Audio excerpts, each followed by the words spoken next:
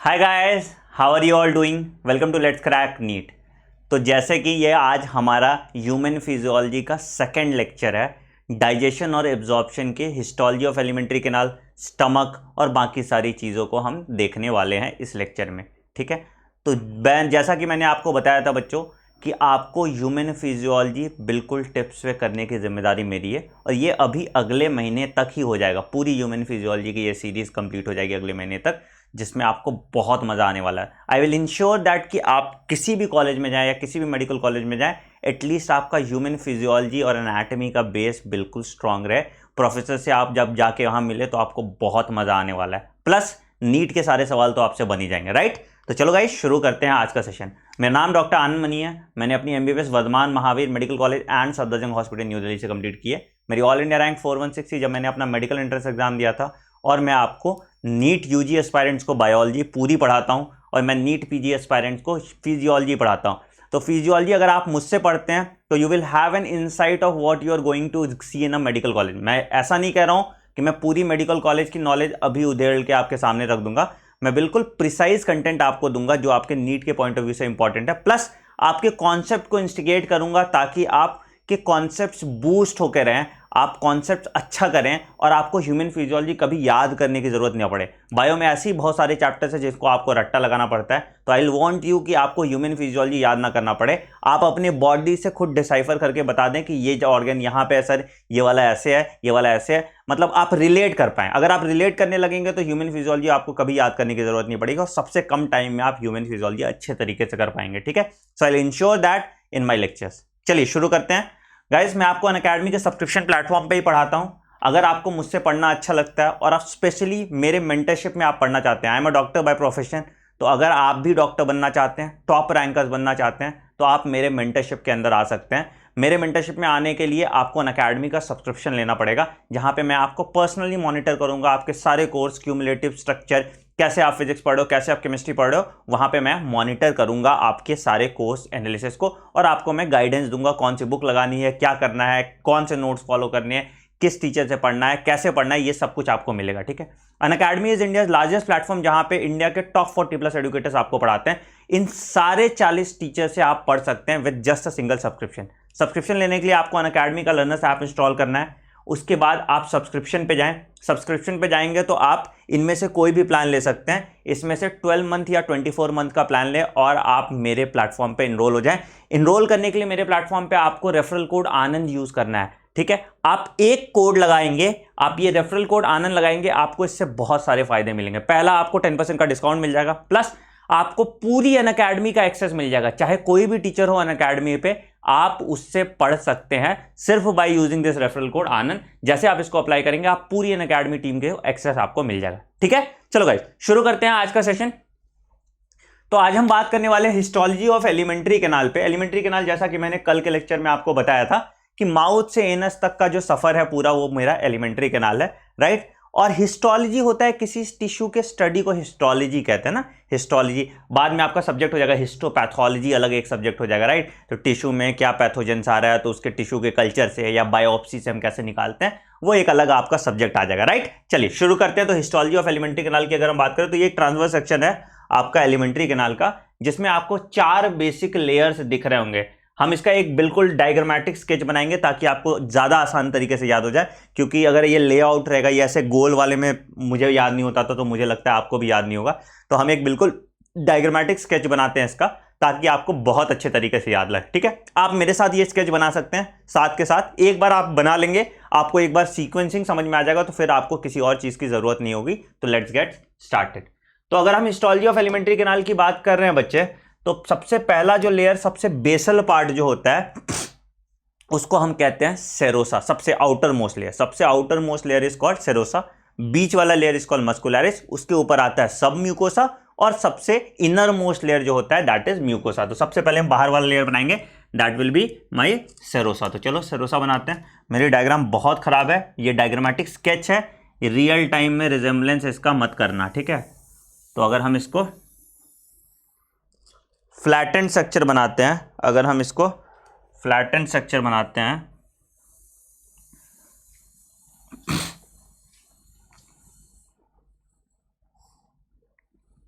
ठीक है। तो ये आउटर मोस्ट लेयर जो है, ये आउटर मोस्ट लेयर जो है, ये इसको हम कहते हैं सेरोसा। आउटर मोस्ट लेयर जो है इसको हम कहते हैं सेरोसा।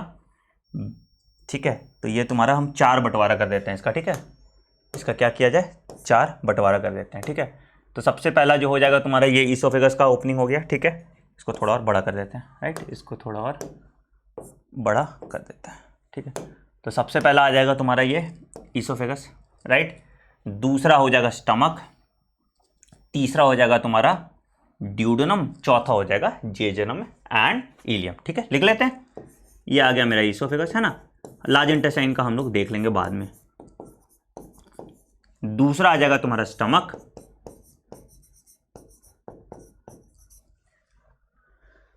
तीसरा आ जाएगा तुम्हारा ड्यूडेनम, सॉरी गाइस, तीसरा आ जाएगा तुम्हारा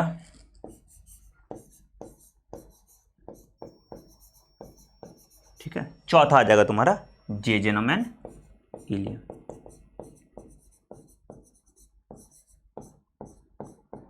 राइट, ये तुम्हारे 4 चीज को हम पढ़ने वाले हैं। ठीक, अच्छा अब चलो देखो स्टार्ट करते हैं।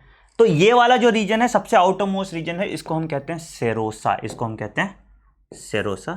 एक्सेप्ट सिर्फ सेरोसा के बदले अगर हम ईसोफेगस की बात करेंगे तो ईसोफेगस में होता है ट्यूनिका एडवेंटिटा। ट्यूनिका लेयर है ना, जैसे हम लोग देखे थे tunica albuginea, tunica vasculosa, tunica vaginalis, हम लोग टेस्टिस में देखे थे ना। तो ये वैसे ही टेस्टिस का एक, मतलब टेस्टिस कह रहे हैं, सॉरी, एलिमेंट्री कैनाल का एक लेयर है जिसको हम ट्यूनिका एडवेंटिटा कहते हैं। तो इंस्टेड ऑफ सेरोसा, ईसोफेगस का जो लाइनिंग है उसको हम ट्यूनिका एडवेंटिटा कहते हैं। क्यों कहते हैं अभी उसका हम बात करेंगे। ठीक है, ठीक है, बाकी सारी जगह serosa serosa serosa. So this is the outer most layer which is serosa. उसके ऊपर हम चलेंगे तो दूसरा लेयर आता है जिसको हम कहते हैं मस्कुलैरिस लेयर। दूसरा लेयर जो आता है इसको हम कहते हैं मस्क्यूलैरिस लेयर। चलिए इसको बना लेते हैं।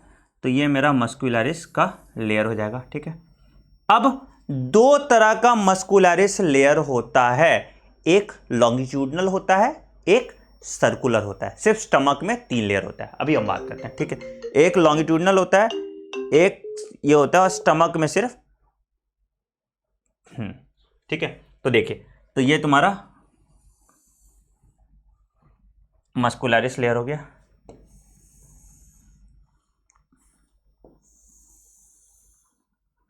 इसको हम कहते हैं लॉन्गिट्यूडनल मसल। ठीक है, तो ये पहला आ गया मस्कुलैरिस लेयर, जिसको हम कह देंगे longitudinal muscularis layer, right. Longitudinal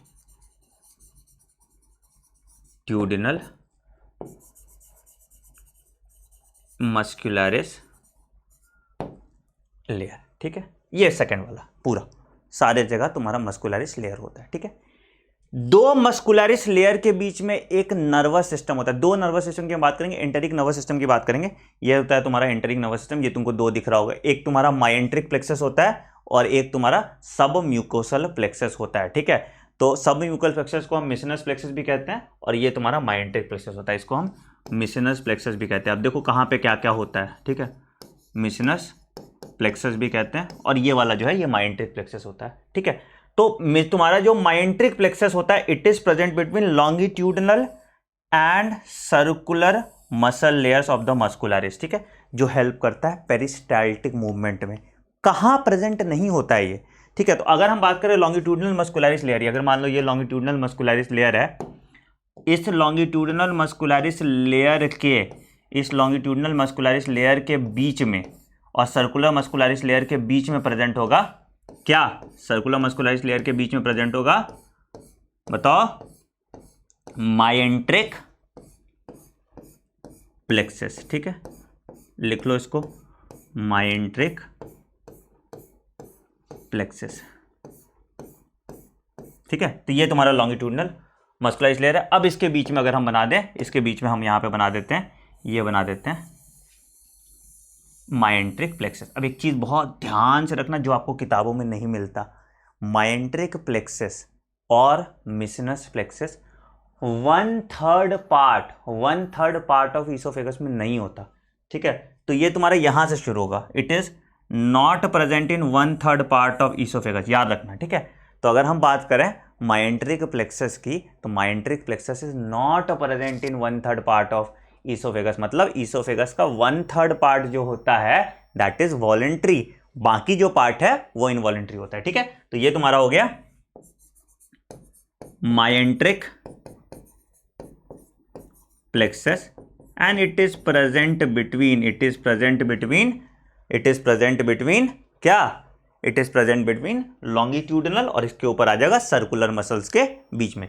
क्या करता है भाई ये माइंट्रिक प्लेक्सस, तो ये जो हमारे माइंट्रिक प्लेक्सस भाई साहब हैं, ये हेल्प करता है पेरिस्टाल्टिक मूवमेंट में, तो इट रेगुलेट्स पेरिस्टाल्टिक मूवमेंट। इसका पीडीएफ आपको मिल जाएगा बेटा, टेलीग्राम चैनल है नीट प्लस, है ना। इट रेगुलेट्स पेरिस्टाल्टिक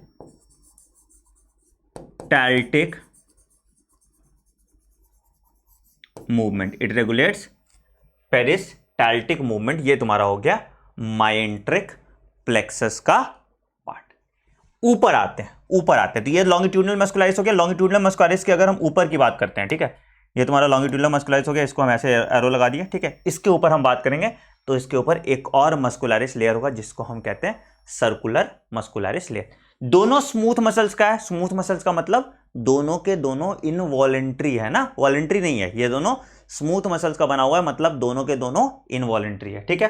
तो चलिए अगला बात करते हैं, ये आ गया मेरा अगला,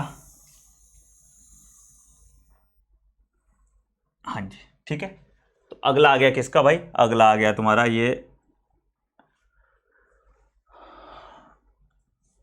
स्टमक में 2 आ जाएगा, है ना। स्टमक में सर्कुलर के साथ एक ऑब्लिक भी लेयर आ जाएगा, तो स्टमक में एक एक्स्ट्रा लेयर जोड़ दो दैट इज ऑब्लिक, है ना। तो स्टमक में ये मस्कुलरिस लेयर में एक और लेयर आ जाएगा दैट इज ऑब्लिक, ठीक है।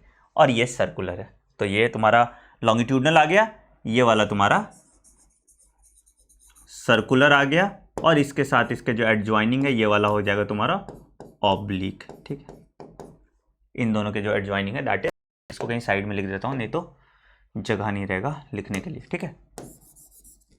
तो बस स्टमक में एक एक्स्ट्रा लेयर प्रेजेंट होता है, क्यों, क्योंकि चर्निंग मूवमेंट स्टमक में बहुत ज़्यादा होगा, चर्निंग मूवमेंट के कारण खाना अच्छे से मिलता है, जो फूड काइम बनता है, राइट। तो इसलिए स्ट्रॉन्ग पेरिस्टाल्टिक मूवमेंट स्टमक में कराने के लिए, स्ट्रॉन्ग चर्निंग मूवमेंट स्टमक में कराने के लिए मेरे पास एक एक्स्ट्रा मस्कुलर लेयर होता है that is called oblique layer, ठीक है। ये वाला जो है ये इसको हम कहते हैं ऑब्लिक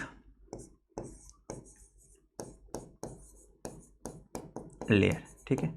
ऑब्लिक लेयर सिर्फ स्टमक में प्रेजेंट होगा, बाकी सब जगह सर्कुलर ही है, ठीक है।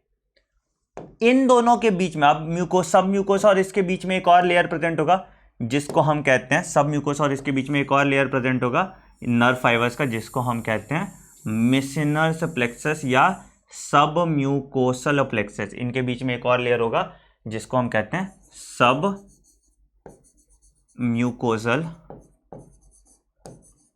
प्लेक्सस, जो हेल्प करेगा तुम्हारे सिक्रीशन के लिए, ठीक है। तो ये सब mucosal plexus, it is present between layer muscularis और सब म्यूकोसा के बीच में जो प्लेक्सस है दैट इज मिसिनस सब म्यूकोसल प्लेक्सस, ठीक है। चलिए आगे बात करते हैं ये सब म्यूकोसल प्लेक्सस की। तो ये हो गया तुम्हारा सब म्यूकोसल लेयर, सब म्यूकोसल लेयर एंड सब म्यूकोसल लेयर। सब म्यूकोसल लेयर में आपको बस इसका ध्यान रखना है, एक जगह से सब म्यूकोसा लेयर पे बात हमको करनी है कि सब म्यूकोसा ऑफ ड्यूडेनम में एक ग्लैंड होता है जिसको हम कहते हैं Brunner's gland which opens into the crypts of lower कुम। तो सब म्यूकोसा ग्लैंड में तुम्हारा एक ग्लैंड होता है यहाँ पे, इसको हम कहते हैं ब्रूनर्स ग्लैंड, अभी बात करेंगे हम इसको, ठीक है। इसको हम कहते हैं Brunner's gland and this Brunner's gland is only found in duodenum, ये रूल है, ठीक है। Brunner's gland only found in duodenum, बाकी सारे ग्लैंड जो हैं वो आपके ड्यूडेनम में भी होगा, वो आपके जेजनम में होगा, वो आपके इलियम में भी होगा, ठीक है। तो यहां पे जो ग्लैंड है that is called Brunner's gland and it is found in the sub mucosal region of duodenum. ठीक है, it is found in the sub mucosal region of duodenum. ये ब्रूनर्स ग्लैंड सिक्रीट करता है म्यूकस। ये Brunner's gland क्या secrete करता है? It secretes mucus, it secretes mucus. तो ये जो ब्रूनर्स ग्लैंड है इट विल सिक्रीट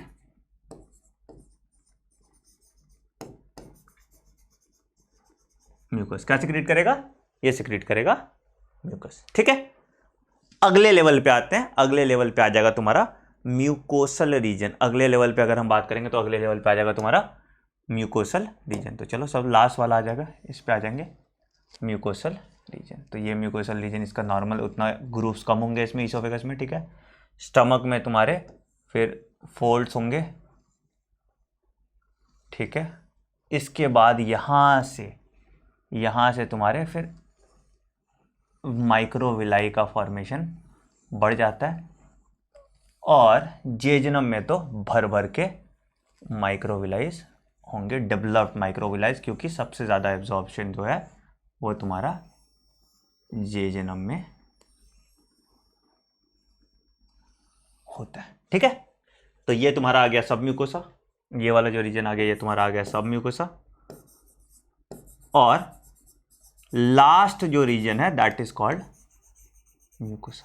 ठीक है, अच्छा हम लोग पढ़े थे एक चीज याद है, माल्ट पढ़े थे हमने, mucosa associated lymphoid tissue. 50% of the lymphoid tissue is malt. तो ये पूरे म्यूकस लाइन पे माल्ट रहता है, याद रखिएगा, इस पूरे म्यूकस लाइन पे माल्ट रहता है। इसको हम कहते हैं म्यूकोसा एसोसिएटेड लिम्फॉइड टिश्यू। ये हम लोग डिटेल में पढ़ेंगे ह्यूमन हेल्थ और डिजीज में। ठीक है, तो 50% of the lymphoid tissue, 50% of lymphoid tissue जो होता है ये माल्ट ही होता है ना। लिम्फॉइड टिश्यू जो होता है ये मेरा माल्ट ही होता है और ये अक्रॉस द लेन पूरा म्यूकोसा रीजन पे तुम्हारा रहेगा। ठीक है, अच्छा अब अगर हम ड्यूडेनम और जेजनम के अंदर वाले माइक्रोविलाई के बीच में बात करें तो क्रिप्ट्स होगा, छोटा छोटा गड्ढा होगा। ठीक है, तो ड्यूडेनम और जेजनम की अगर हम बात करें तो यहाँ पे एक छोटे छोटे क्रिप्ट्स होंगे जिसको हम लोग क्रिप्ट्स ऑफ लिवरकुन कहते हैं। ये दोनों में होगा, ड्यूडेनम और जेजनम दोनों में होगा। मैं सिर्फ ड्यूडेनम बना रहा हूँ। ठीक है, तो यहाँ पे ऐसे ये तो सारा म्यूकस का लेयर है और ये नीचे एक क्रिप्ट्स बना रहेगा। ठीक है, ये नीचे एक क्रिप्ट्स बना रहेगा और इस क्रिप्ट्स के बीच में मान लो ऐसे छोटा सा गड्ढा रहेगा। ठीक है, इन गड्ढे में रहता है, इन गड्ढों में रहता है पैनेथ सेल्स। इन गड्ढों में तुमको मिल जाएगा पैनेथ सेल। क्या मिलेगा? पैनेथ। तो म्यूकोसा रीजन में तुमको मिल जाता है यहां पे पैनेथ सेल्स। और ये जो मेरे पैनेथ सेल्स होते हैं, ये तुम्हारा क्या करते हैं, ये रिलीज करता है दो तरह का मतलब ये सामान जिसको लाइसोजाइम और डिफेंसिन रिलीज करता है। तो दिस रिलीजेस लाइसोजाइम। अच्छा ये दोनों जगह होगा, ऐसा नहीं है कि ये सिर्फ जेजनम और इलियम में ही होगा, ये तुम्हारे ड्यूडेनम में भी होगा। ठीक है, लाइसोजाइम एंड डिफेंसिन। ठीक है, ये वाला जो आ गया यहाँ पे आ गया क्रिप्ट्स ऑफ लिवरकुम। ये वाला जो आ गया हम जैसा बात किए थे क्रिप्ट्स ऑफ लिवरकुन, हम इसको बाद में देखेंगे। ठीक है, क्रिप्ट्स ऑफ लिवरकुम ये भी अगेन म्यूकस का एक लेयर सिक्रीट करेगा and due to this mucus layer, ये ब्रूनर्स ग्लैंड को भी अगर हम क्रिप्ट्स ऑफ लिवरकुन में खोल देते हैं, इनका भी यहाँ पे क्रिप्ट्स ऑफ लिवरकुम होगा, तो अगेन ये भी यहाँ से म्यूकस सिक्रीट करेगा। ठीक है, तो इंटेस्टाइन के पास गॉबलेट सेल्स होते हैं। ठीक है, ब्रश बॉर्डर एपिथेलियल सेल्स भी कुछ रिलीज करते हैं और कुछ अमाउंट में ब्रूनर्स ग्लैंड भी रिलीज करते हैं जो म्यूकस सिक्रीट करता है। ठीक है, अच्छा ये हो गया तुम्हारा क्रिप्ट्स ऑफ लिवरकुम। ये पैनेथ सेल हो गया, पैनेथ सेल तुम्हारा लाइसोजाइम और डिफेंसिन रिलीज करते हैं। अब यहाँ पे एक और सेकेंडरी लिम्फॉइड टिश्यू होता है जिसको हम कहते हैं पेयर्स पैचेस, तो ये हो गया मेरा पेयर्स पैचेस। अगेन ये भी तुमको ड्यूडेनम और यहाँ दोनों जगह पे मिलेगा। ठीक है, इसको हम कहते हैं इंटेस्टाइनल टॉन्सिल।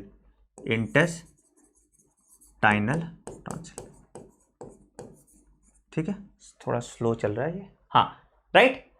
तो ये पूरा स्ट्रक्चर है, यहाँ पे तुम ला लो, यहाँ पे इस रीजन में पूरा एक रीजन है, यहाँ पे तुम लगा दो लेमिना प्रोपीरिया, ठीक है। तो बीच वाला जो रीजन इसका म्यूकोसा का होता है इसको हम कहते हैं लेमिना प्रोपीरिया। थोड़ा ये चल नहीं रहा, मैं इसको एक बार स्टार्ट करता हूँ, ठीक है। कोई दिक्कत यहाँ तक? कोई दिक्कत है तो यहाँ तक बताओ।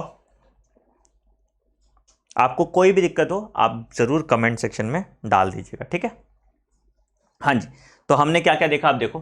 तो सबसे outer most layer is that is serosa, जैसे मैंने आपको बता दिया, ठीक है। ये तुम्हारा आ गया मस्कुलरिस। मस्कुलरिस में पहले लॉन्गिट्यूडनल, फिर सर्कुलर, और ये ऑब्लिक, है ना। Longitudinal, circular, oblique. स्टमक में तुम्हारा एक एक्स्ट्रा लेयर होता है दैट इज ऑब्लिक, ठीक है।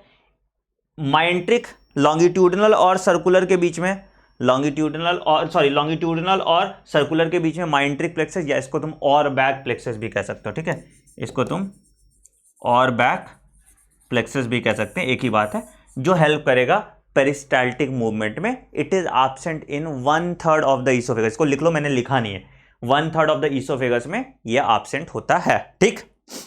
दूसरी चीज अगर हम बात करें, स्टमक में एक एक्स्ट्रा मस्कुलर लेयर है that is an oblique layer, ठीक है। मस्कुलरिस के बाद में एक प्लेक्सस आता है, इसको हम सब म्यूकोसल प्लेक्सस या मिसिनस प्लेक्सस भी कहते हैं। इसको हम मिसिनस प्लेक्सस भी कहते हैं, जो रिलीज कराएगा सिक्रीशन ऑफ एंजाइम्स वगैरह, सब म्यूकोसा में म्यूकोस सिक्रीशन वगैरह ये काम करता है, ठीक है। सब म्यूकोसल रीजन में अगर हम ड्यूडेनम की बात करें तो ड्यूडेनम में ब्रूनस ग्लैंड है जो म्यूकस सिक्रीट करेगा। कुछ और इंटेस्टाइनल ग्लैंड्स होते हैं जो म्यूकस सिक्रीट करता है, जैसे गॉबलेट सेल्स हो गया, गॉबलेट सेल भी म्यूकस सिक्रीट करता है, ठीक है। और यहाँ पे जो है, यहाँ पे जो तुम्हारा है पेयर्स पैचेस है, ठीक है। अब हम अगर बात करें किसका किसका कौन कौन सा लेयर का बना हुआ है, तो इसका जो म्यूकोसा लेयर है ये बना होता है नॉन केराटिनाइज्ड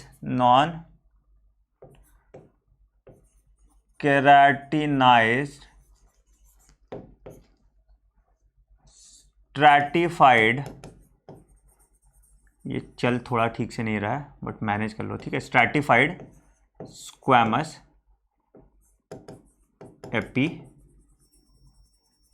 ठीक है। एपिथीलियम का बना होता है ये ईसोफेगस वाला लाइन। स्टमक हो जाएगा simple columnar epithelium, simple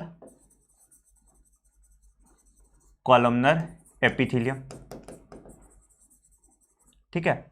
intestine में तुम्हारा भी सिंपल कॉलमनर एपिथीलियम होता है with brush border like appearance. यहां पे माइक्रोविलाई के कारण ब्रश बॉर्डर लाइक अपीयरेंस हो जाता है, तो यहां भी तुम्हारा सिंपल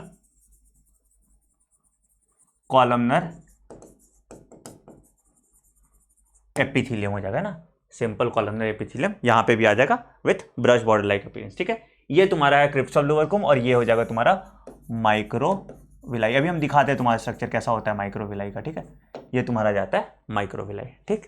इतना चीज आपको पढ़ना है, इतना चीज आपको पढ़ना है। म्यूकोसा 3 लेयर में डिवाइडेड होता है। सबसे पहला जो एपिथेलियल लेयर है, जैसे मैंने आपको एपिथेलियल लेयर बता दिया। दूसरा वाला मस्कुलरिस म्यूकोसा होता है जो पेरिस्टाल्टिक मूवमेंट अच्छे से कराता है, और तीसरा वाला जो होता है लेमिना प्रोपीरिया होता है, ठीक है। तीसरा वाला जो लेयर होता है वो लेमिना प्रोपीरिया होता है, जिसमें ब्लड वेसल्स, ब्लड सप्लाई सब कुछ इसमें प्रेजेंट होगा। आपको डिटेल में भी लेमिना प्रोपीरिया नहीं पढ़ना। इसका या तो आप स्क्रीनशॉट ले लेंगे या इसका पीडीएफ आपको मिल जाएगा। तो इसमें आपको मैंने पूरी हिस्टोलॉजी समझा दी बिल्कुल एक बार में, ठीक है। एक बार अगर आपको फिर से रिवाइज करना है तो मैं करा सकता हूं, ठीक है। अगर आप बोलना तो मैं, तो क्या है भाई, फिर से हम लोग एक बार जल्दी जल्दी देख लेते हैं, ठीक है। आउटर रीजन में जितना मैं बोलूंगा उतना ही इंपॉर्टेंट है, उससे बाहर आपको नहीं पढ़ना, ठीक है। तो आउटर रीजन इज सेरोसा, सिर्फ ईसोफेगस के पास ट्यूनिका एडवेंटिटा होता है, जब ठीक। Second layer is muscularis. Muscularis का जो नीचे वाला पार्ट है दैट इज लॉन्गिट्यूडनल, ऊपर वाला पार्ट है दैट इज सर्कुलर। दोनों के बीच में एक प्लेक्सस होता है जिसको हम ऑरबैक या माइंट्रिक प्लेक्सस कहते हैं। Again it regulates peristaltic movement. It is absent in the 1/3 of the oesophagus. पहले 1/3 पार्ट पे ये एब्सेंट होता है, ठीक है। उसके बाद आ जाता है मेरा सर्कुलर लेयर। सर्कुलर लेयर के साथ एक एडिशनल मस्कुलरिस लेयर होता है that is oblique layer which is present in the stomach. और ये इसके बीच में, इसके और सब म्यूकोसा के बीच में तुम्हारा आ जाता है सब म्यूकोसल प्लेक्सस। इसके और सब म्यूकोसा के बीच में आ जाता है तुम्हारा सब म्यूकोसल प्लेक्सस, या इसको हम मिसनस प्लेक्सस भी कहते हैं। फिर सब म्यूकोसल में ड्यूडेनम में बात करेंगे तो ब्रूनस ग्लैंड आता है। ड्यूडेनम, जेजेनम और इलियम की बात करेंगे तो हमको Paneth cells, Peyer's patches, crypts of Lieberkuhn मिलते हैं। अगेन पैनेस सेल तुम्हारा लाइसोजाइम और डिफेंसिन रिलीज करता है जो हेल्प करता है इम्यूनिटी में। तुम्हारा पेयर्स पैचेस, इंटेस्टाइनल टॉन्सिल्स भी हम इसको कहते हैं। Pairs patches secondary lymphoid organ है जो इंटेस्टाइनल टॉन्सिल्स रिलीज करता है, ठीक है। क्रिप्स ऑफ लिवरकुम, अगेन ये प्रोटेक्ट करके रखता है माइक्रोविलाई को from adverse effect of HCL और वगैरह वगैरह, ठीक है। और तुम्हारा ये बना होता है नॉन कैटनाइज स्ट्रैटिफाइड स्क्वामस एपिथेलियम का, ये बना होगा columnar columnar columnar. Again intestine में ब्रश बॉर्डर एपिथेलियल टिश्यूज आपको दिखेंगे जो माइक्रोविलाई का अपीयरेंस बनाते हैं, ठीक है। बहुत सारे इंटेस्टाइनल ग्लैंड्स भी प्रेजेंट होते हैं, जैसे आपने एंटेरोकाइनेज देखा होगा, है ना। तो बहुत सारे इंटेस्टाइनल ग्लैंड भी प्रेजेंट होते हैं जो एंजाइम सिक्रीट करेंगे, ठीक। आपको मैं एक बार स्ट्रक्चर दिखा देता हूं, जो स्टमक या इंटेस्टाइन वाला रीजन जो आपको समझ में नहीं आ रहा होगा, तो ये देखो पूरा स्ट्रक्चर है, ये आपको इलस्ट्रेटेड दिख जाएगा। तो ये देखो, ये वाला जो रीजन है, ये दिख रहा है, ये वाला जो रीजन है, ये तुम्हारा आ गया माइक्रोविलाई। माइक्रोविलाई में देखो है ना ब्रश बॉर्डर लाइक अपीयरेंस दिख रहा होगा तुमको, ब्रश लाइक स्ट्रक्चर दिख रहा है ना, एकदम बिल्कुल पतला पतला, ठीक है। ये वाला जो रीजन है ये तुम्हारा माइक्रोविलाई हो जाता है, ठीक है। अब माइक्रोविलाई में क्या क्या दिख रहा है तुमको? पहला एब्जॉर्प्टिव सेल। एब्जॉर्प्टिव सेल क्या करेगा? एब्जॉर्प्शन ऑफ न्यूट्रिएंट्स कराएगा, जो सबसे ऊपर है ना। माइक्रोविलाई में जो सबसे ऊपर है तो वो न्यूट्रिएंट्स को एब्जॉर्ब कराएगा। उसके बाद गॉबलेट सेल्स क्या करेंगे? गॉबलेट सेल्स तुम्हारा म्यूकस सिक्रीट करेंगे, यहां पे जो साइड साइड में देख रहे हो गॉबलेट सेल, ताकि ये लुब्रिकेट करने का काम करे और एचसीएल के एडवर्स इफेक्ट से बचाए, तो ये म्यूकस सिक्रीट करेगा, ठीक है। उसके बाद यहां पे मेरा ईसीएफ सेल है, ठीक है। ईसीएफ सेल्स है, ईसीएफ सेल के बारे में अभी हम लोग बाद में पढ़ेंगे, ठीक है। हार्मोन सारे हम इकट्ठा करेंगे, गैस्ट्रिन, सीसीके वगैरह सब इकट्ठा पढ़ेंगे, इसको विल स्टडी लेटर, ठीक है। और नीचे वाले रीजन में तुमको दिख रहा है पेनिस सेल, जैसा मैंने बताया था बेस पे तुमको, है ना, क्रिप्स और लिवरकुम के बेस पे तुमको पेनिस सेल मिलेगा जो रिलीज करेगा लाइसोजाइम और डिफेंसिन, और it is also capable of phagocytosis. तो कोई भी हार्मफुल सब्सटेंस आ रहा है तो उसका फैगोसाइटोसिस ये कर देगा, ठीक है। तो ये देखो, ये तुम्हारा आउटर रीजन आ गया, तुम्हारा सब म्यूकोसा वाला रीजन है। सब म्यूकोसा में ब्लड सप्लाई है, फिर उसके बाद ये म्यूकोसा रीजन है। नीचे का आप बात करोगे तो मस्कुलरिस आ जाएगा, और उसके नीचे आ जाएगा सेरोसा। तो आउटर मोस्ट सेरोसा, मस्कुलरिस, सब म्यूकोसा और म्यूकोसा, ठीक। ये तुम्हारा इंटेस्टाइन का क्रॉस सेक्शन है, जिससे आपको सारे ग्लैंड्स के पता चल जाएंगे, ठीक। चलिए, यही लिम्फेटिक वेसल्स है जो तुम्हारा ये पूरा जो है ये तुम्हारा इंटेस्टाइनल टॉन्सिल्स बनाएंगे, ठीक। ये तुम्हारा आ गया लैमिना प्रोपीरिया, और ये लैक्टियल है। लैक्टियल के बारे में भी हम अभी बाद में पढ़ेंगे। चलिए, तो ये हिस्टोलॉजी आपको बेसिकली ये आपको पूरा एक एसेंस दे रहा है, क्या क्या आपको हिस्टोलॉजी ऑफ एलिमेंट्री कैनाल में आपको पढ़ना है, ये पूरा का पूरा एसेंस है, इससे ज्यादा आपको पढ़ने की जरूरत नहीं पड़ेगी। चलिए आगे बढ़ते हैं। एंटेरिक नर्वस सिस्टम के बारे में मैंने बात कर ही ली है। एंटेरिक नर्वस सिस्टम में दो पार्ट आता है। Again it is regulated by ANS, है ना, ऑटोनॉमिकली रेगुलेटेड होता है। एक माइंट्रिक प्लेक्सस आ गया। माइंट्रिक प्लेक्सस क्या करेगा? It will help in peristaltic movement, और सब म्यूकोसल प्लेक्सस अफेक्ट करेगा म्यूकोसल एपिथेलियम को टू रिलीज म्यूकस, है ना। तो सिक्रीशन में हेल्प करेगा। सिक्रीशन के लिए आपके सब म्यूकोसल प्लेक्सस काम करेंगे, ठीक है। ये इसका पूरा फ्लो चार्ट है, ठीक। आगे बढ़ते हैं। अगला आते हैं अब ईसोफेगस। अब एलिमेंट्री कैनाल का एक एक पार्ट करने से बात करते हैं। तो खाना क्या हुआ? हम लोग खाने को स्वेलो किए। स्वेलोइंग प्रोसेस को डिग्लूटेशन कहते हैं, जो हम फिजियोलॉजी में पढ़ने वाले। जब हम पूरी डाइजेशन ऑफ फूड की फिजियोलॉजी पढ़ेंगे तो हम एक एक स्टेप को दिखाएंगे, खाना चबाया कैसे, फिर उसके बाद उसको निगला कैसे, वो हम लोग अलग से एक फिजियोलॉजी ऑफ डाइजेशन पूरा यूनिट होगा, उसमें हम करेंगे अभी इसी चैप्टर्स के बाद, ठीक है। तो मतलब इस लेक्चर के बाद जो कल वाला लेक्चर होगा हम पूरी फिजियोलॉजी देखेंगे। अभी तो हम सिर्फ स्ट्रक्चर देख रहे हैं, आउटलाइन, ठीक है। तो क्या हुआ कि खाना मेरे ओरोफैरिंक्स से मेरे खाना जो है तुम्हारे कहाँ चला गया? खाना जो आ गया मेरे ईसोफेगस में आ गया। ईसोफेगस, या इसको हम गलेट कहते हैं, ठीक है। तो ईसोफेगस में मेरे खाना आ गया, या जिसको हम गलेट कहते हैं। गलेट, अगेन गलेट में क्या? It is a collapsible. इसमें कोई ऐसा कार्टिलेजनस रिंग वगैरह नहीं है जो इसके स्ट्रक्चर को इंटैक्ट रखता है। गलेट कोलैप्सिबल है, जैसे खाना आएगा खाना आते आते आते आते अंदर चला जाएगा। तो इट इज अप्रोक्सीमेटली 10 इंच या 25 सेंटीमीटर ऑन एन एवरेज। यहां से यहां देख लो ना, देखो यहां से स्टार्ट होगा, यहां से तुम्हारा, और यहां पे लगभग यहां तो लगभग होगा ना 20-25 सेंटीमीटर का होगा, राइट। तो ये तुम्हारा रीजन जो आ गया, ये तुम्हारा आ गया ईसोफेगस, ठीक है। ईसोफेगस कहां से बिगिन कर रहा है? लैरानोफैरिंग। देखो 3 तरह का फैरिंग्स होता है जिसकी हम बात करते हैं, तुम लोग को बस बेसिक जानना है उसमें। पहला होता है नेजोफैरिंग्स।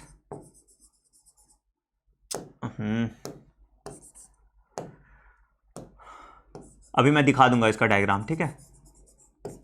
दूसरा होता है ओरोफैरिंग्स, एंड तीसरा होता है लैरेनोफैरिंग्स। अच्छा बच्चों, आपको एक और जो वॉल्डेयर्स रिंग वगैरह पहले बहुत पहले पढ़ाया जाता था, अब आपके सिलेबस में नहीं है, इसलिए मैं इसको छोड़ रहा हूँ। वॉल्डेयर्स रिंग पूरा जो टॉन्सिल का वो पार्ट होता है वो आपको अब नहीं पढ़ना होता है, इसलिए मैंने उसको पढ़ाया नहीं, जानबूझ के छोड़ रहा हूँ। ये मत देखना कि सर ने पढ़ाया नहीं इसको, ठीक है। ठीक, तो क्या है, the oesophagus eating gullet is a collapsible muscular tube about 25 centimetre, जैसा मैंने बताया। It lies posterior to trachea, trachea के पीछे हो, है ना, पोस्टीरियर टू ट्रैकिया लाई करता है। Oesophagus begins with the inferior end of the laryngopharynx, laryngopharynx से शुरू होगा, and it passes through the mediastinum anterior of the vertebral column, है ना, यहाँ पीछे वर्टिब्रल कॉलम है, तो उसके पहले से ऐसे पास करके जाता है, ठीक है। अच्छा, it pierces the diaphragm through a oesophageal hiatus. अब देखो यहाँ पे डायफ्राम होता है मेरा, ये वाला जो रीजन है यहाँ पे डायफ्राम है, तो ये डायफ्राम को पियर्स करेगा और स्टमक आएगा। इसी के एक बीमारी होता है, इसको हम कहते हैं हाइटस हर्निया। देखो ईसोफेगस को हम हाइटस भी कहते हैं, 1/3 पार्ट हाइटस वॉलेंट्री होता है, बाकी जो रेस्ट पार्ट होता है वो इनवॉलेंट्री होता है। तो अगर मान लो ये तुम्हारा ईसोफेगस है, तो इसका जो 1/3 पार्ट है इट इज वॉलेंट्री, और जो रेस्ट 2/3 पार्ट है ये इनवॉलेंट्री होता है। क्यों होता है इनवॉलेंट्री, याद करो, अभी मैंने बताया था, याद है, हमने बोला था कि जो माइंट्रिक प्लेक्सस होता है, myenteric plexus peristaltic movement 1/3 region of hiatus में नहीं कराता। कभी किसी ने एंडोस्कोपी कराया है? एंडोस्कोपी सुना है क्या होता है एंडोस्कोपी? बताओ, कमेंट में बताओ, आप लोगों में से किसी ने अगर एंडोस्कोपी सुना है तो ज़रूर बताइए। एंडोस्कोपी में क्या होता है बच्चों कि एक थोड़ा सा एक ट्यूब लेते हैं, एक पाइप लेते हैं, और इस पाइप में एक फ्रंट एंड में कैमरा लगा रहता है, कुछ नहीं। तो अगर हम मुंह से यहाँ तक, पेट तक का कुछ चीज़ देखना है तो हम एंडोस्कोपी करते हैं, अगर पीछे से हमको कुछ इंटेस्टाइन में देखना है तो कोलोनोस्कोपी कहते हैं। दो होता है, कुछ नहीं होता, एक पाइप है, उस पाइप में कैमरा और एक हवा भरने वाला सामान होता है, ताकि स्टमक को हम डिस्टेंड कर पाए या ईसोफेगस को हम इन्फ्लेट कर पाए और उसके देखें, ठीक है। तो एंडोस्कोपी में क्या करते हैं कि यहाँ पे एक नॉर्मल नमिंग एजेंट लगा देंगे, नमिंग एजेंट है जिनकी सुन कर देंगे इसमें, और उसके बाद आपको बोलेगा टू स्वेलो, एक पाइप को, बहुत बहुत वियर्ड लगता है, मतलब जान निकल जाती है, ठीक है, उसको बोलेगा टू स्वेलो, ठीक है, स्वेलो करने के लिए आपको बोला जाएगा। उसके बाद आपके स्टमक में जो जो चीज़ें हैं वो सब कुछ देखा जाएगा, मतलब कि क्या क्या क्या क्या है, ठीक है। तो फिर आपके स्टमक को डिस्टेंड करके दिखा। तो इसी में ईसोफेगस में क्या होता है कि ईसोफेगस वाले टाइम में आपको वॉलंटरी मूवमेंट से डालना होता है। अगर आप नहीं निकलेंगे तो आपका ईसोफेगस छिल जाएगा, अगर डॉक्टर एंडोस्कोपी ठीक से नहीं कर रहा तो। समझ आ रही है, मतलब इसीलिए मैं तो 1/3 पार्ट जो होता है ईसोफेगस का वो वॉलंटरी होता है, वो इनवॉलंटरी नहीं होता। तो कभी भी डॉक्टर जब भी आपको एंडोस्कोपी करेगा या कुछ भी आपको है तो बोलेगा आपको निगलने के लिए, जबरदस्ती फोर्स फीड नहीं कर सकता कुछ भी। कहीं भी तुम देखना, किसी में भी जो पाइप वाइप लगाता है तो उसमें आपको निगलने के लिए बोलना होगा उसको, ठीक है। तो इसको, अच्छा, मुझे ये एक बीमारी है जो मेरे से मैं रिलेट कर सकता हूँ, हाइटस हर्निया, जो मुझे भी है, ठीक है। इसमें क्या होता है कि तुम्हारा देखो ये डायफ्राम है, तो जैसे बताए थे ना कि ईसोफेगल यहाँ पे तुम्हारा, जैसे ईसोफेगल हाइटस से तुम्हारा ये स्पिंचर, तो यहाँ पे डायफ्राम है, ठीक है, यहाँ पे तुम्हारा स्टमक है, ये नीचे वाला रीजन जो तुम्हारा स्टमक है ये दिख रहा है, ठीक है। क्या होता है कि अब स्टमक का कुछ रीजन जो है यहाँ ऊपर की तरफ प्रोट्यूड हो जाता है, मतलब डायफ्राम के अंदर आ गया।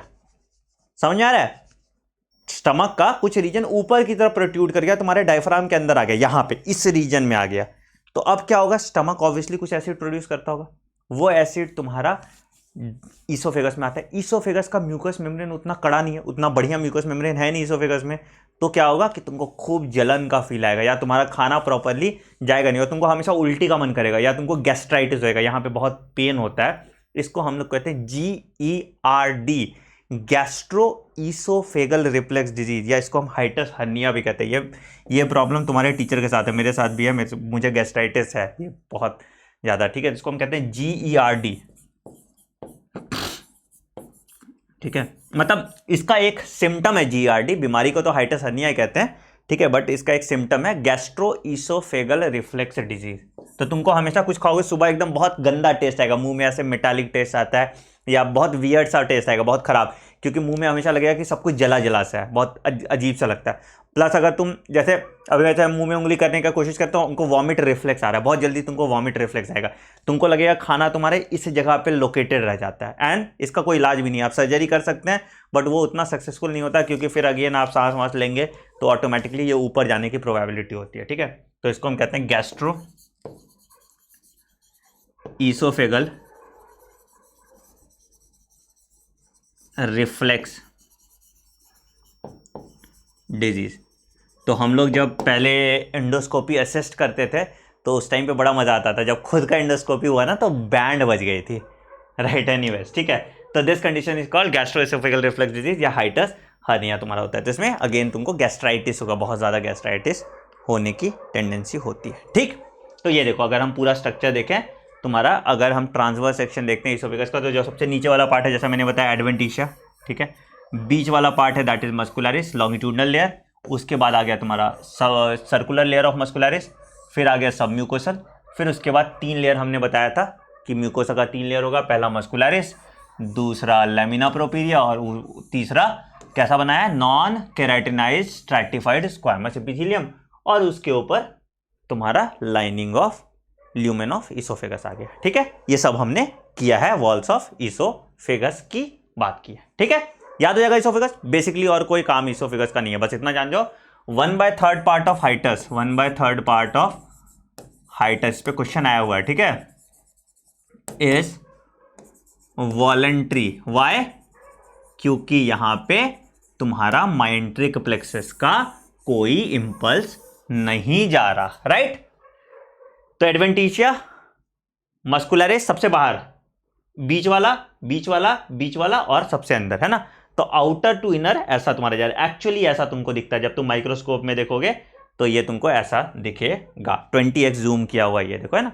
तो ये एक्चुअल डायग्राम है तुम्हारा, actual diagram, real time diagram है इसोफेगस का। तो क्या क्या है भाई, सबसे पहले एडवेंटिशिया, जैसे मैंने बताया था सेरोसा के बदले एडवेंटिशिया होता है। उसके बाद क्या है, मस्कुलरिस, मस्कुलरिस में पहला लॉन्गिट्यूडनल, उसके बाद सर्कुलर, फिर सब म्यूकोसा, फिर उसके बाद म्यूकोसा लेयर आ जाएगा, ठीक है।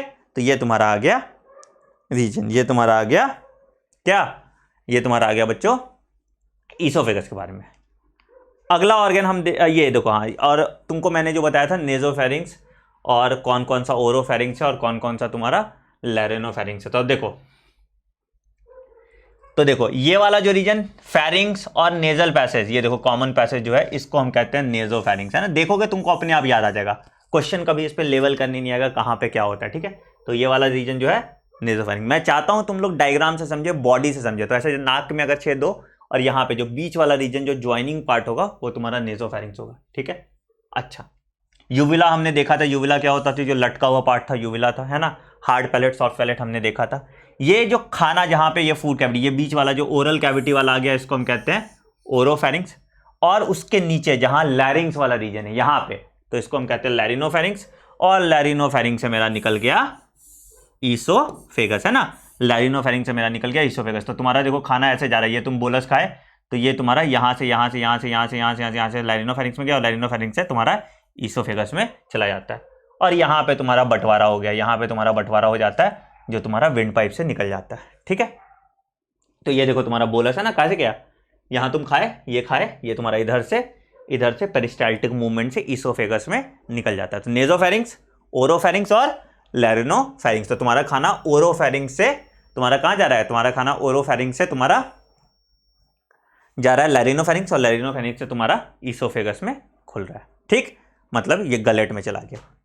चलिए अगला ऑर्गन देखते हैं, अगला ऑर्गन देखते हैं हम स्टमक। हम अभी सिर्फ स्टमक के बारे में देख रहे हैं, हम अभी पूरा फिजियोलॉजी अलग से देखेंगे बेटा, ठीक है। पेरिस्टाल्टिक मूवमेंट कैसे होता है, कॉन्ट्रैक्शन कैसे होता है, रिलैक्सेशन कैसे होता है, कहाँ पे सेगमेंटेशन होता है, कहाँ पे मैकेनिकल डाइजेशन होता है, कहाँ पे केमिकल डाइजेशन होता है, ये सब हम लोग अलग पार्ट में देखेंगे, ठीक है। You don't have to worry about it, ठीक।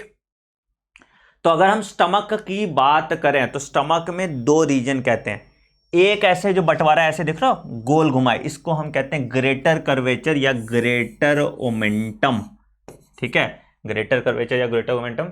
ये तुम्हारा जो लेयर अंदर वाला पार्ट है इसको हम कहते हैं लेसर कर्वेचर। तो 2 कर्वेचर होता है, एक होता है तुम्हारा ग्रेटर कर्वेचर और एक होता है तुम्हारा लेसर कर्वेचर, ठीक है। अगर हम स्ट्रक्चर की बात करें तो इसमें 4 लेयर है। पहले तुम्हारे पुराने एनसीईआरटी में कार्डियक, फंडस और पाइलोरस देता था, अब नए एनसीईआरटी में जो है कार्डियक, फंडस, बॉडी और पाइलोरस, 4 लेयर है। सबसे पहले अगर हम बात करें यहाँ पे स्पिंचर पे, यहाँ पे एक इसोफेगस का एक स्पिंचर लगेगा, इसको हम कहते हैं कार्डिया स्पिंचर, है ना। लोअर इसोफेगल स्पिंचर या इसको हम कहते हैं कार्डिया स्पिंचर,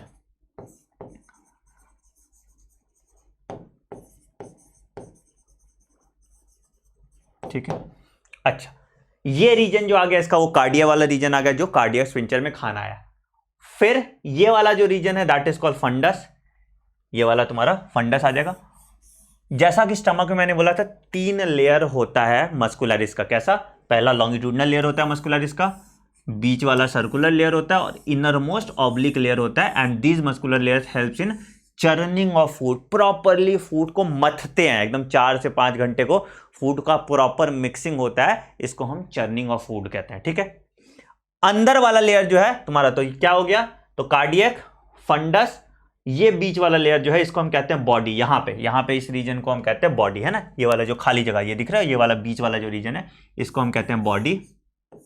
ठीक है, तो पहला कार्डिया, दूसरा फंडस, तीसरा बॉडी और चौथा लगभग लास्ट वाला जो है इसको हम कहते हैं पाइलोरस। इसको हम कहते हैं पाइलोरस। पाइलोरस पे भी यहां पे एक स्पिंचर लगेगा जो रेगुलेट करेगा amount of food entering into the small intestine. Small intestine में खाना कहां जा रहा है तो वो रेगुलेट करेगा पाइलोरिक स्पिंचर। स्पिंचर हमेशा याद रखना, ये सारे स्पिंचर जो है इनवॉलेंट्री हैं, ये सारे स्पिंचर जो है इनवॉलेंट्री हैं।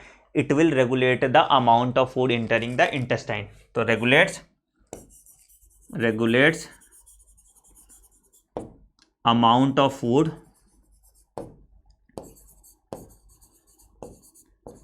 एंटरिंग इंटेस्टाइन, है ना, ये ड्यूडेनम में खुल जाएगा। ठीक है, अच्छा, इसमें खूब सारा मस्कुलर फोल्ड होता है, इसको जो फोल्ड्स कहते हैं, खूब सारा फोल्ड्स होगा, इसको हम कहते हैं रूगे, है ना।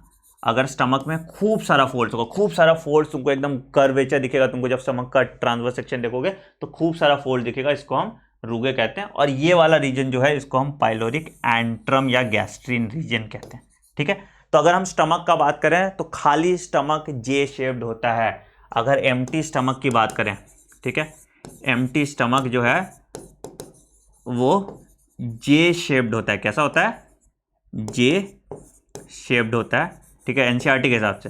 ठीक, अच्छा, इसके बाद फिर क्या है? इसके बाद इसमें 4 रीजन है। तो स्टमक ईसोफेगस से खुला, ईसोफेगस पे एक ओपनिंग है जिसको हम कहते हैं कार्डिया स्पिंचर, है ना, ये कार्डिया स्पिंचर। अच्छा, कार्डिया स्पिंचर क्या करेगा? कार्डियक स्पिंचर रेगुलेट करेगा ईसोफेगस से खाना जो घुस रहा है स्टमक में। ठीक है, कार्डिया रीजन में खाना गया, कार्डिया से फंडस में गया, फंडस से बॉडी में गया। ठीक है, स्टमक में 3 लेयर है मस्कुलरिस का, हमने देखा था लॉन्गिट्यूडनल और हमने देखा था सर्कुलर और ऑब्लिक। ये तीनों churning of food, properly mixing of food करेगा खाना, उसके बाद पाइलोरस तक पहुंचेगा, पाइलोरिक स्पिंचर पे धक्का देगा और खाना तुम्हारा इंटेस्टाइन में आ जाएगा। स्टमक में बहुत सारे फोल्ड्स होते हैं जिसको हम लोग रूगे भी कहते हैं। ठीक, चलिए, अब ग्लैंड्स कौन कौन सा सिक्रीट होता है स्टमक में? तो सबसे पहला ग्लैंड, अलग अलग ग्लैंड है।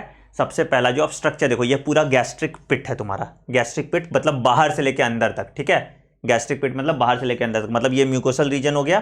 ठीक है, ये सब म्यूकोसा हो गया, ये मस्कुलरिस और ये तुम्हारा ये नीचे वाला। ठीक है, राइट, तो ये तुम्हारा ये पूरा म्यूकोसल रीजन है, ये तुम्हारा पूरा जो है ये म्यूकोसल रीजन है, ये तुम्हारा सब म्यूकोसा, सब म्यूकोसा के अंदर नीचे।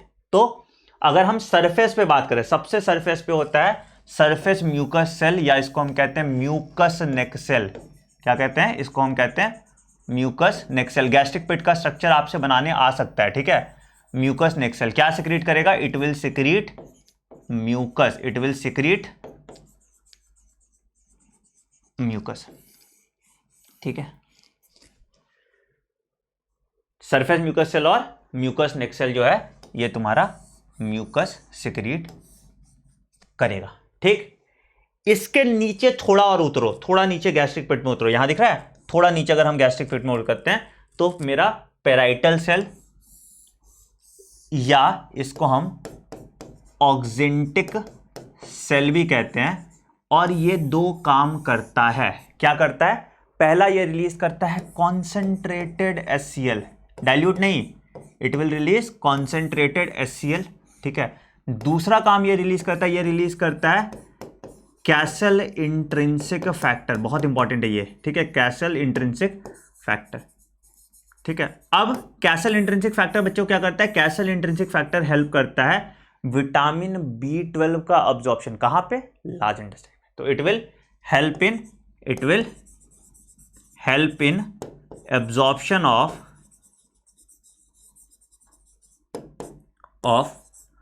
Vitamin B12। अरे भाई, मुझे क्यों एब्जॉर्ब करना vitamin B12? Because it helps in erythropoiesis, it is essential for erythropoiesis. तो अगर मान लो किसी का ऑक्जेंटिक सेल काम नहीं कर रहा या किसी का कैसल इंट्रिंसिक फैक्टर काम नहीं कर रहा तो उसको एनीमिया हो जाएगा। तो ये helps in absorption of vitamin B12। Castle intrinsic factor क्या करता है? It helps in absorption of vitamin B12। और अगर इससे क्या होगा? इससे it will help in erythropoiesis, RBC formation है ना, इरिथ्रोपोएसिस करेगा, या it will help in RBC formation, it will help in RBC formation.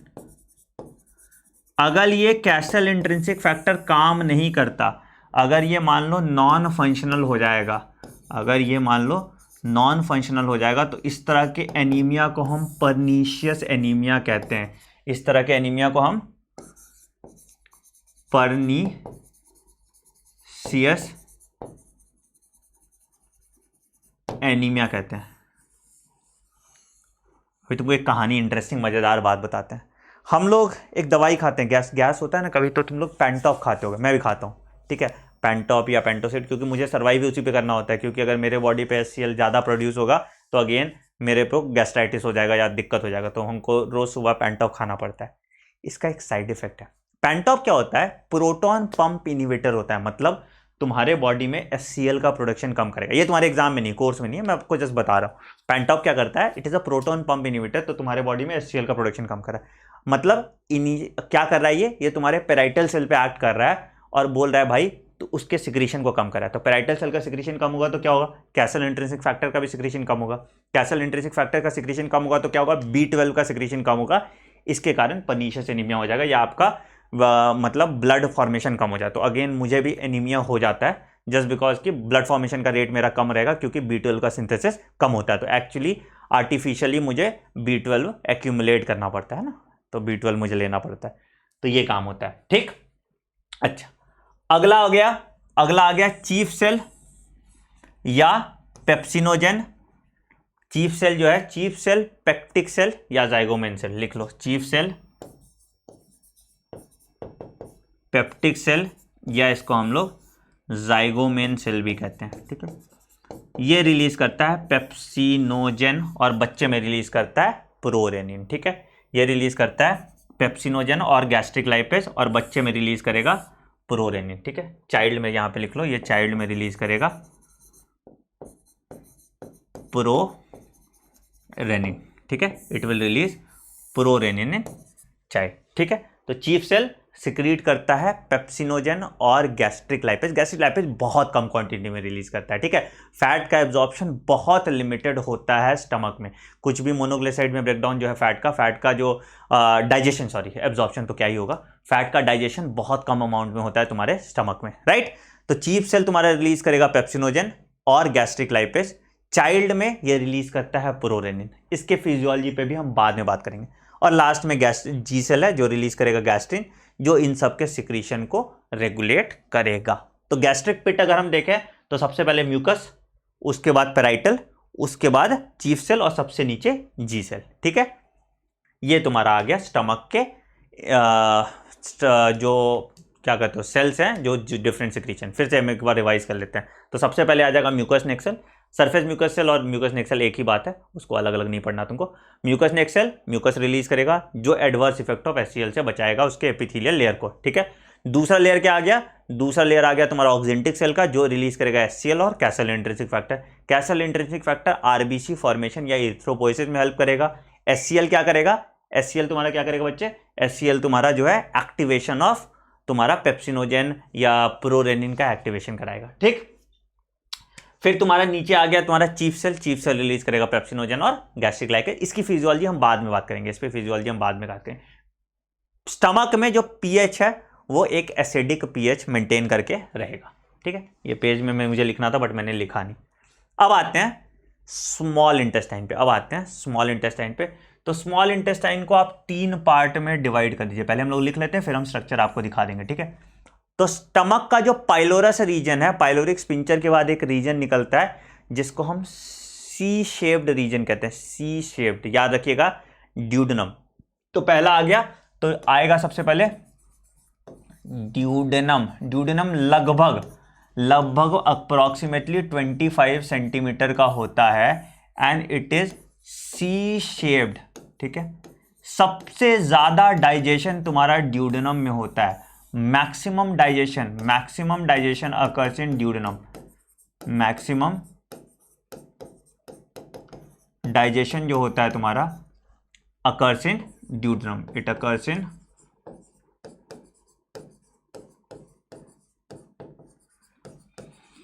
ठीक है। ड्यूडेनम के बाद खुलेगा जेजनम, ड्यूडेनम के बाद खुलेगा जेजनम। जेजनम लगभग 1 मीटर का होता है, लगभग 1 मीटर का होता है। It is U shaped, it is U shaped. पहले एनसीईआरटी में, पुरानी एनसीईआरटी में गलत दिया हुआ था, अब इन्होंने सही कर दिया, ठीक है। पहले स्टमक शायद सी शेप्ड था या कुछ था, गड़बड़ था, अब इन्होंने सही कर दिया, ठीक है। इट इज यू शेप्ड और यहाँ पे मैक्सिमम एब्जॉर्प्शन होता है। ऑब्वियसली यहाँ पे सबसे ज्यादा विलाई होगा, ठीक है। यहाँ पे मैक्सिमम एब्जॉर्प्शन होता है, मतलब यहाँ पे सबसे ज्यादा माइक्रोविलाई होगा। यहाँ पे मैक्सिमम अब्जॉर्प्शन होता है और यहाँ पे मैक्सिमम माइक्रोविलाई प्रेजेंट होता है, ठीक है। अच्छा, अगला आता है इलियम। इलियम तुम्हारा अप्रोक्सीमेटली हाईली कॉइल्ड होगा, ठीक है। इलियम तुम्हारा हाईली कॉइल्ड स्ट्रक्चर होगा,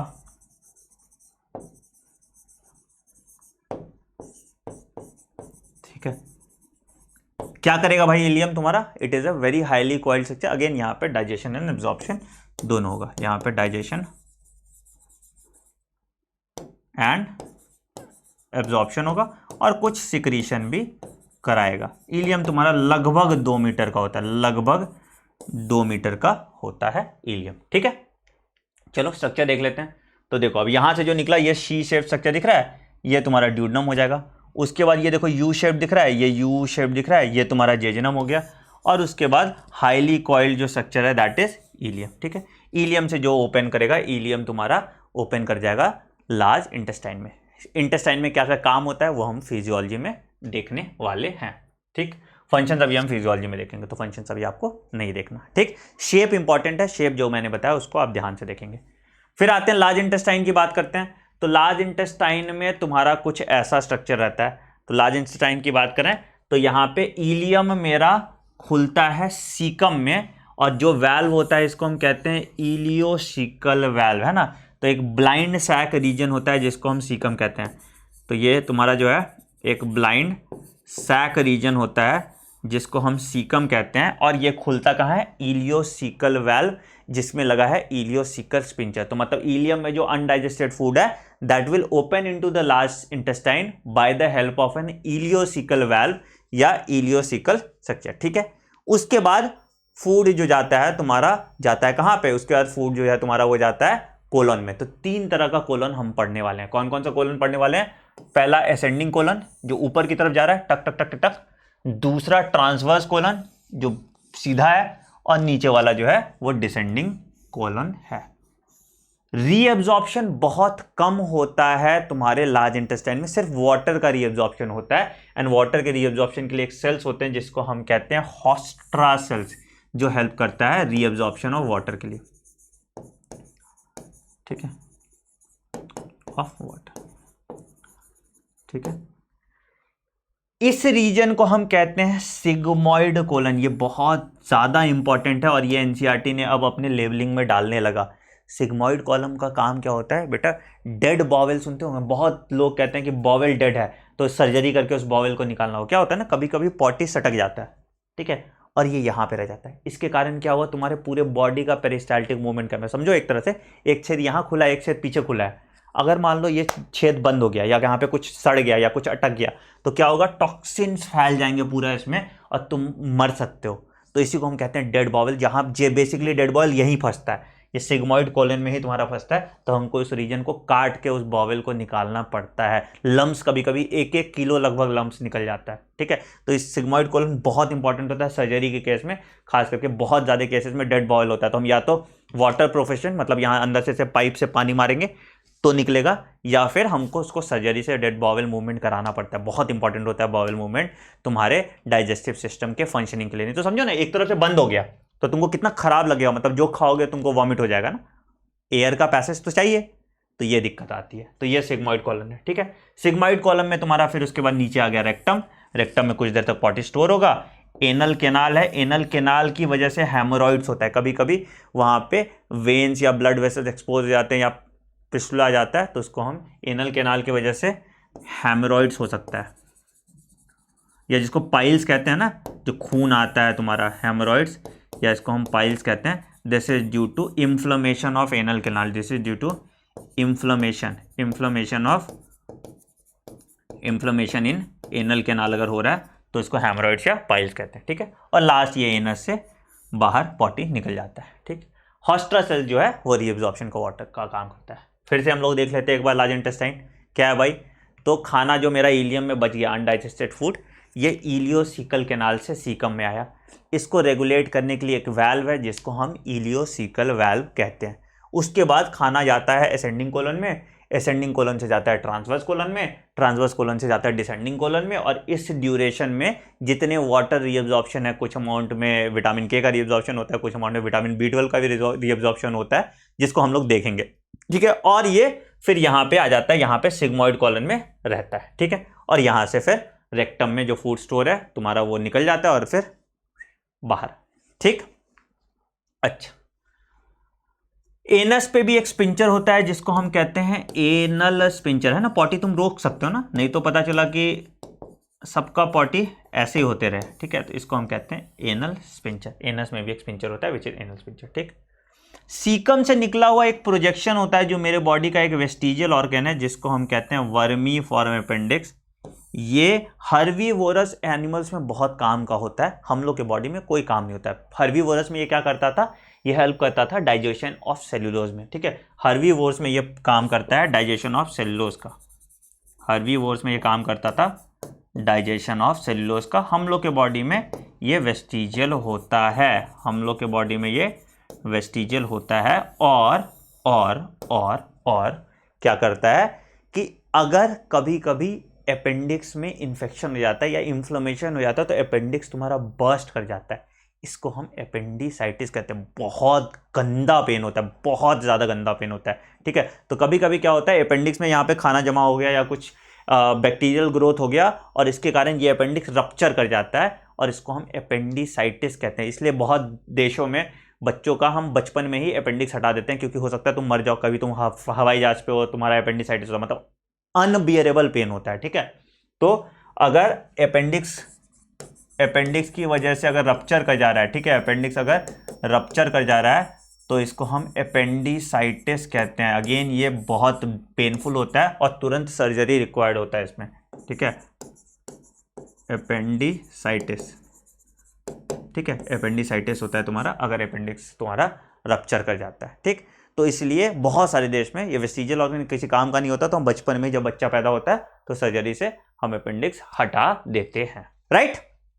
so this is all about large intestine. तो हमने पूरा स्ट्रक्चर देख लिया। फिजियोलॉजी हमने अभी नहीं पढ़ाया, ठीक है, मैंने आपको अभी फिजियोलॉजी नहीं पढ़ाया, मैंने बस आपको स्ट्रक्चर पढ़ाया। हिस्टोलॉजी कैसा होता है, एलिमेंट्री कैनाल का टिश्यू कैसा होता है, किस तरह का स्ट्रक्चर है, क्या क्या सामान प्रेजेंट है। अभी ये सामान काम कैसे पड़ता है अब तुम मेरे फील्ड ऑफ एक्सपर्टीज में घुसोगे अगले क्लास में, राइट।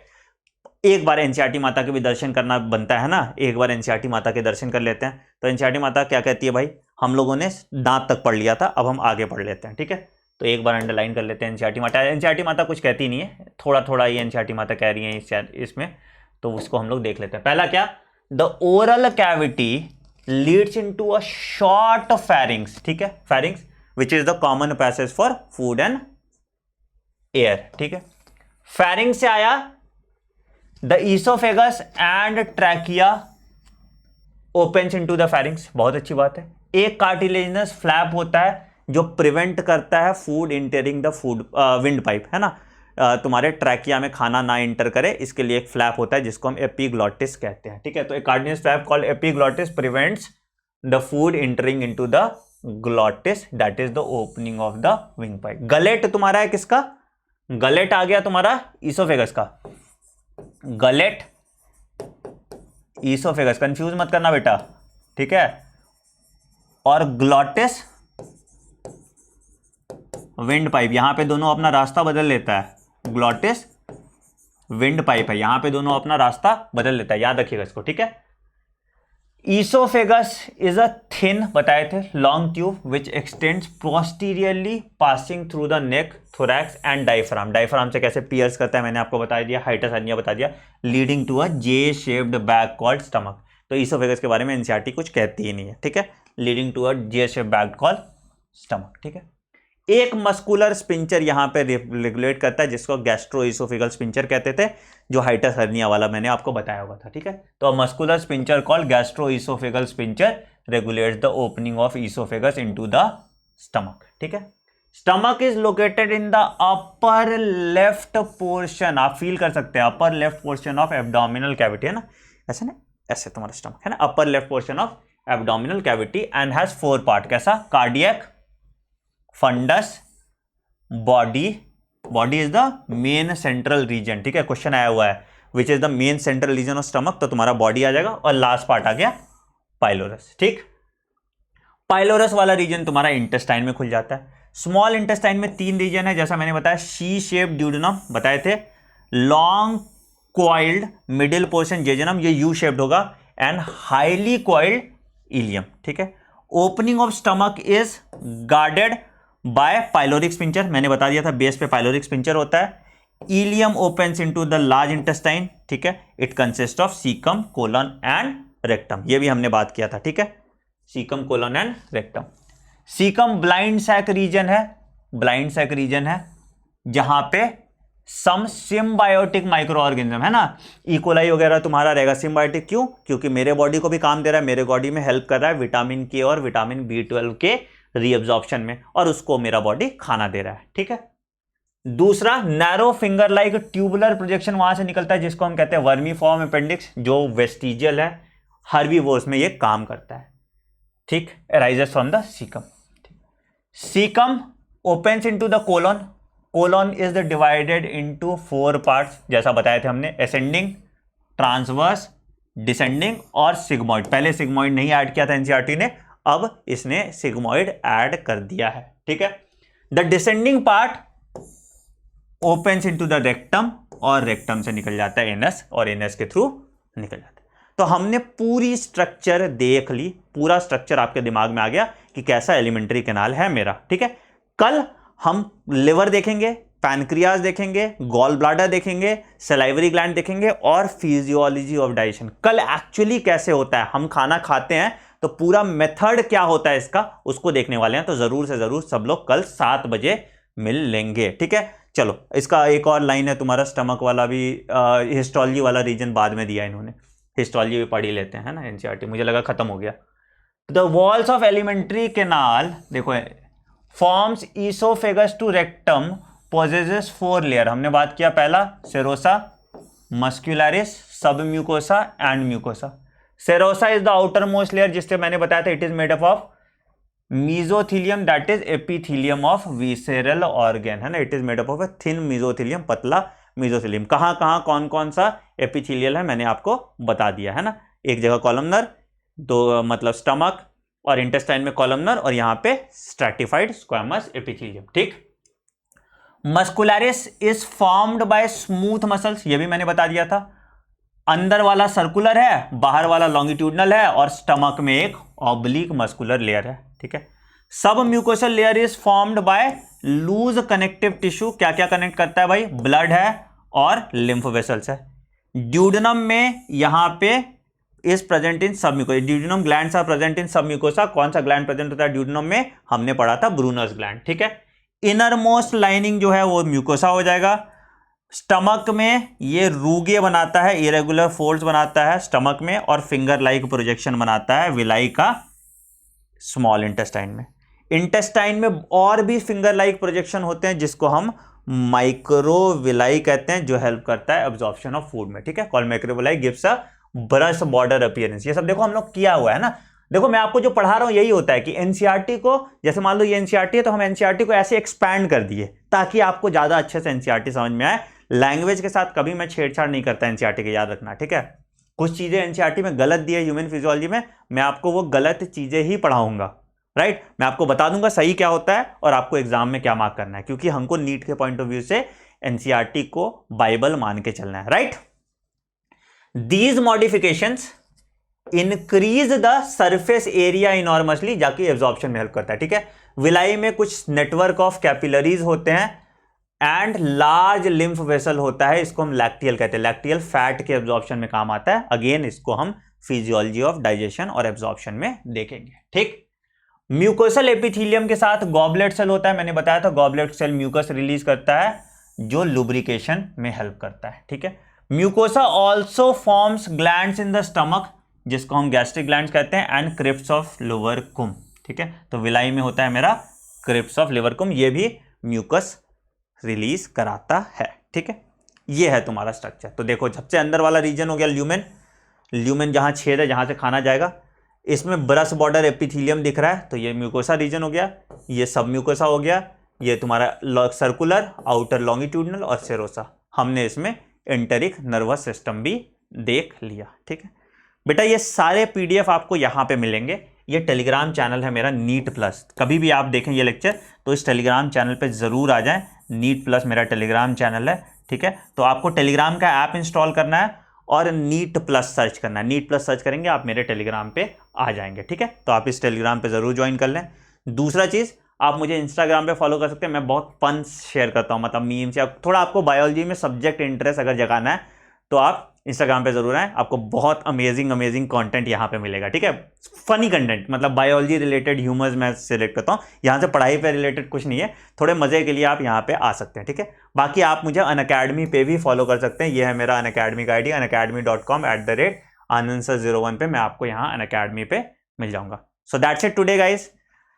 वीडियो पसंद आया तो वीडियो को खूब सारा लाइक करना, चैनल को सब्सक्राइब कर दो अगर अभी तक नहीं किया है, और बेल आइकन दबा देना ताकि आप कोई नोटिफिकेशन मिस ना करें हमसे, ठीक है। अगर आप इसी तरह से मुझसे प्लस में पर्सनलाइज अटेंशन के साथ पढ़ना चाहते हैं तो आप जरूर प्लस पे आ जाएं, अनअकैडमी का सब्सक्रिप्शन लें और रेफरल कोड आनंद यूज करें, ठीक है। बच्चों अगर वीडियो पसंद आ रहा है तो कमेंट सेक्शन में जरूर बताना कि आपको मजा आ रहा है ह्यूमन फिजियोलॉजी पढ़ने में। नहीं भी मजा आ रहा है तो भी बताना सर आप बहुत घटिया पढ़ा रहे हो, बट कमेंट जरूर करना। क्या होता है आपके कमेंट से मुझे एक तो फीडबैक मिलता है प्लस खुशी मिलती है। मैं सारे कमेंट्स पढ़ता हूं, मतलब 200 कमेंट्स है तो मैं 200 कमेंट्स पढ़ूंगा।